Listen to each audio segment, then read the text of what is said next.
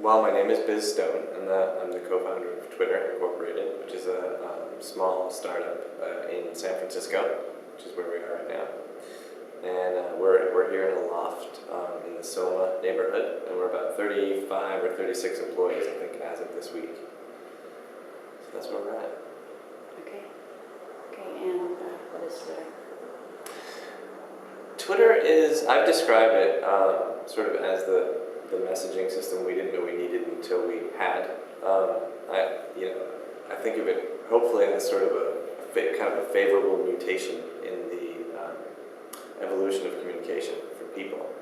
It allows people to really stay connected in real time and move as one. The analogy that I've used in the past is that of a flock of birds moving around an object in flight. The idea that it looks so choreographed and so beautiful and so perfect, but really it's just rudimentary communication between individuals in real time. And that's all that Twitter is allowing people to do, rudimentary communication among people in real time.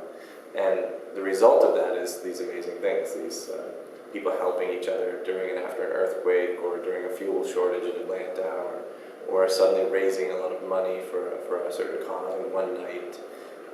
Those are the big things. And then the smaller things are just, spontaneously meeting up for drinks with a few friends or something like that. But this is something that we didn't have before. We didn't have the short messages happening in real time over different devices, sort of agnostic to in that regard.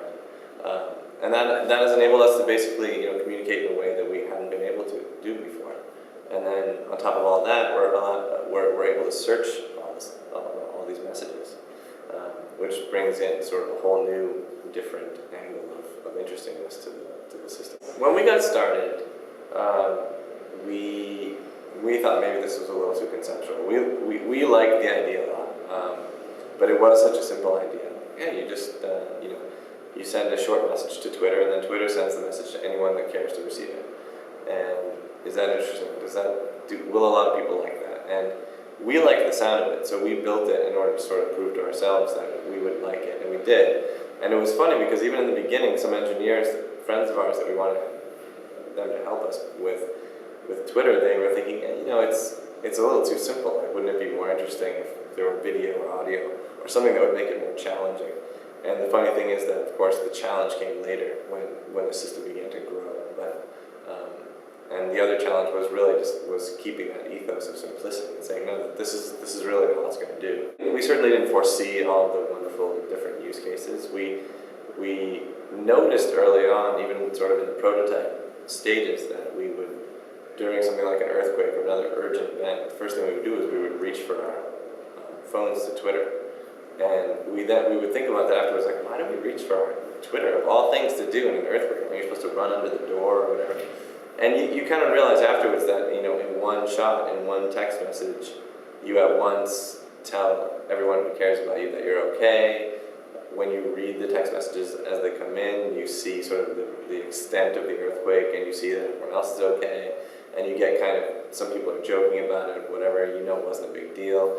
And this all happens within a few seconds of the event happening, so suddenly you're aware of it, I think that gave us a clue that there might be something bigger here than just checking in with friends for fun.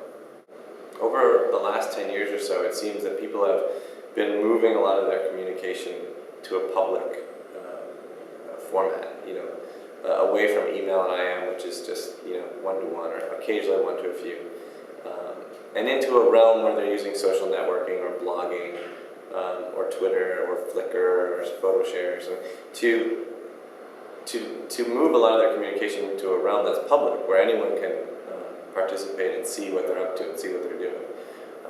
Twitter is sort of a hyper example of that. It really condenses it down and makes you ask that question, how does this change us? And I think the answer is that we're becoming more open. So we're learning how to communicate more openly, which means we're also learning what about being open is, where the line is, and where, how much information you include in those public messages, what you may leave out. You may say that you're grabbing a beer, or maybe you leave out where, because if you say where, that's an invitation to anyone who's following you on Twitter to join you. And so you make those calls as they happen. Sometimes you want that to happen, so you include where. But I think there's a lot of value in this openness. There's kind of an alchemical reaction almost that takes place when you post a simple tweet that says, I'm grabbing a beer at Logan Airport at the Sam Adams pub. Now you look at that and it looks like it looks fairly valueless when you just analyze that one bit of content. But when you consider that it went out in real time to a bunch of people and that someone else may have been in the airport and they're following you and they join you for a beer and you come up with a great idea for a startup and become wildly successful, then you've kind of turned that lead into gold. You know, you've taken that little bit of information and you've made it really valuable. It's a moving picture. Yeah, well, I'll take it for now. I'll take the best one. Right. We both look incredible. Right. I don't know if Put that's on your incredible face. That's good. Use that one. Yeah.